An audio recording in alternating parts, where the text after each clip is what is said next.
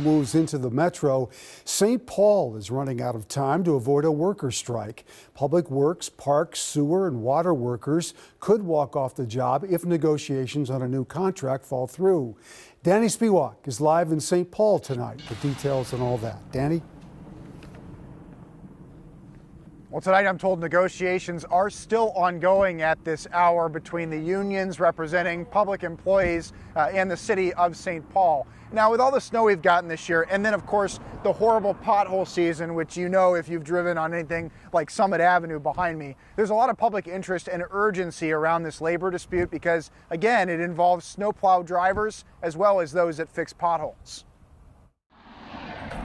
These days, it's hard to find a road in St. Paul without a pothole. Seems like every street, every side street, wherever you go, they're there. You can't get away from them. Wendy Hartneck dodges potholes every day. Going to be wrecking a lot of cars if they don't do anything about filling them. Now, more than 200 city workers who fix the streets, plow snow from the roads, and keep the water and sewers running are locked in a dispute with the city of St. Paul. With their contract expired, 3 labor unions voted earlier this month to authorize a strike. Following a 10-day cooling off period, they're allowed to walk off the job as early as Tuesday if they choose. Bad timing, but I understand that they think they have to do what they have to do when they have to do it. Union leaders say they want safer working conditions, more staff, and better pay. 2021, they got a 1% raise. 2022, they got a 2.5% raise. So it's not as though their wages have been keeping up with inflation in any respect.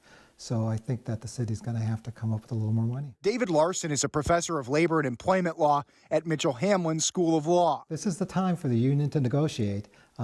We're talking about the snow plowers and the pothole fixers, and if there ever was a time we needed them, it's right now. So their leverage is really great right now. Mayor Carter says he recognizes how important these workers are and that the city is trying to find a solution. These labor battles involving public workers have only accelerated since COVID. Employers are in a difficult position because the COVID affected their profits and their earnings, and it's a difficult economic time.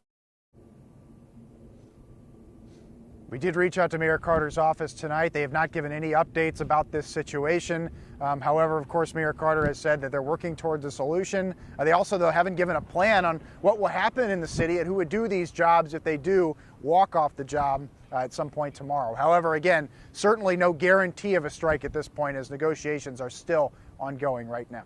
Back to you. All right, Danny, thank you.